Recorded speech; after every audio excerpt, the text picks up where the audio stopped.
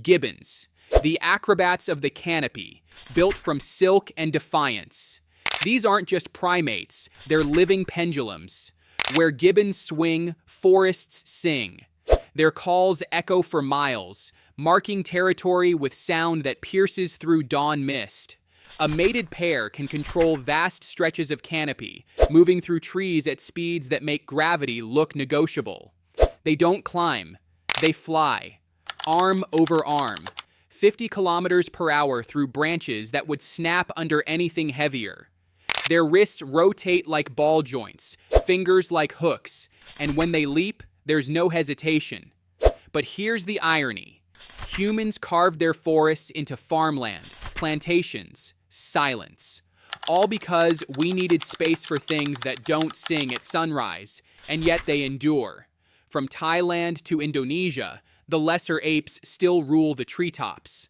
The acrobats never fell. They just learned to perform in smaller theaters.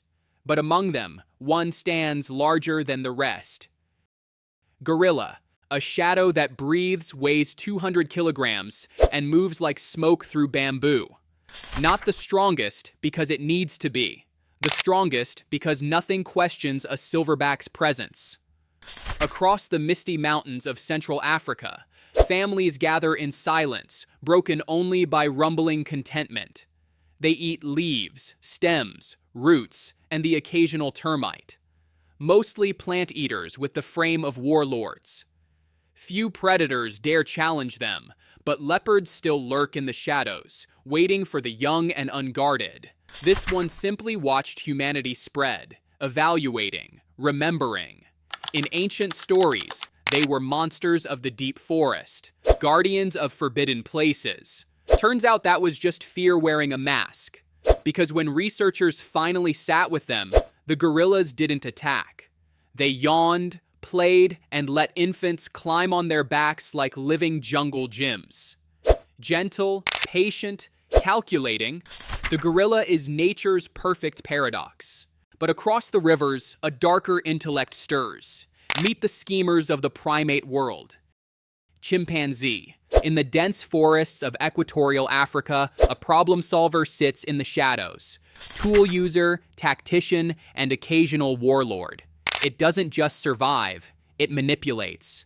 Stones crack nuts. Sticks fish for termites. Leaves become sponges, and branches become weapons. While other apes rely on strength or speed, these hunters rely on cunning. They patrol borders, form alliances, and overthrow leaders through calculated coalitions that would make politicians nervous. Their success rate in hunts, coordinated ambushes that corner prey with military precision. They share meat, trade favors, and hold grudges that last years.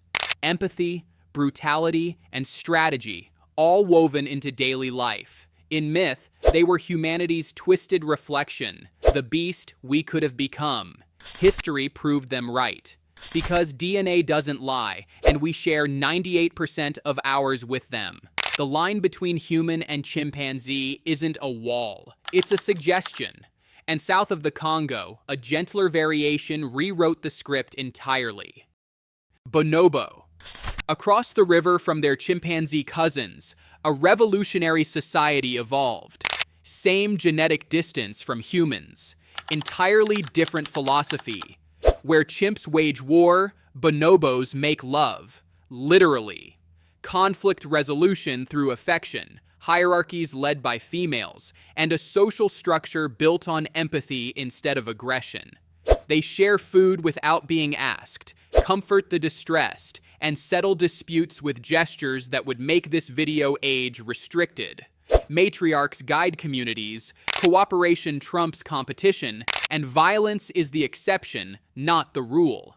Ancient myths didn't know what to make of them because they were only discovered by science in 1929. Today, they offer a mirror that reflects what humanity could choose to be. Peaceful, collaborative, unafraid.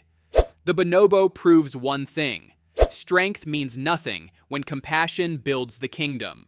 But deeper in the islands of Southeast Asia, a red philosopher builds kingdoms in the clouds. Siamang.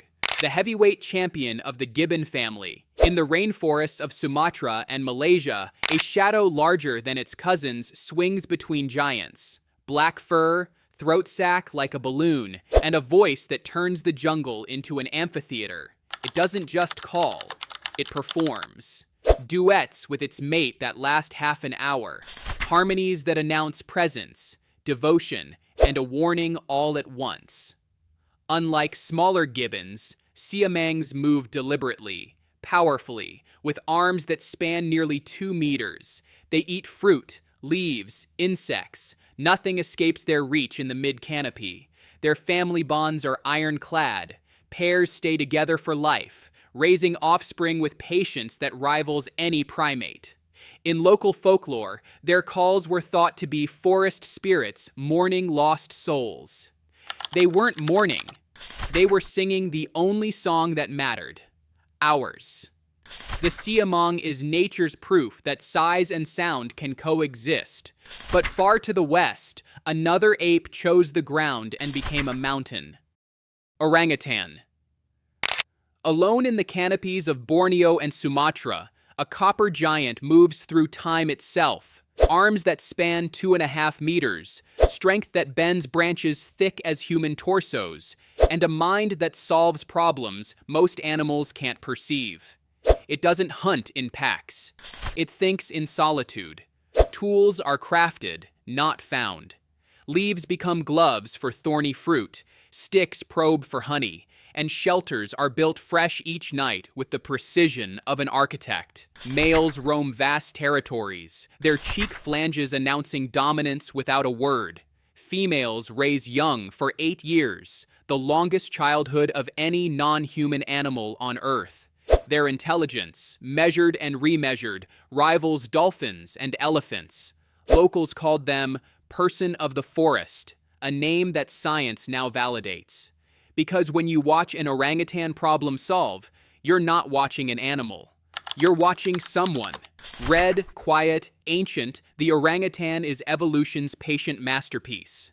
And yet, palm oil plantations erase them acre by acre. The thinker is running out of places to think. From acrobats to mountains, schemers to lovers, singers to philosophers, the primates of Earth never stop reminding us what intelligence looks like when it's not trying to conquer.